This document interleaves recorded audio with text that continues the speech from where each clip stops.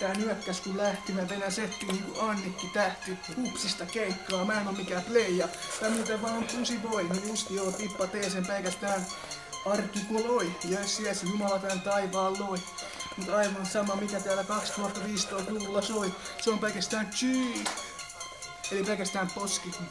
Aivan sama se, että mulla on posket lommolla. Mä huomaan sun posket on lommolla. Mä en oo laisinkaan hunningolla. Pelkästään koulussa olen. Yes, elämän koulussa poden. Sitä ettei pysty rakentaa ole kun mä sen skoden. Eihän tossa saanut mitään selvää, mut mä teen pelkästään viikonloppusta hyvää päivää. Ei kun siis pari päivää. Sä näet pelkästään mä pari äijää. Eli mut ja kuvaajan. Mut sä et sitä kuvaajaa näe. Se on pelkästään tättäräis. Koska viikonloppuna moni vaan menee pelkästään pämpää. Jes, mut mä pelkästään sen aikaa salilla pumppaan. Sen aikaa kun sä vedät pelkästään skumppaa. Tanssit pelkästään humppaa. Mä vedän pelkästään breakdancea ja sanon, että Mikael Gabriel tulee sun jälkeen vobbaa. Aivan sama mä pystyn sut sanallisesti droppaa.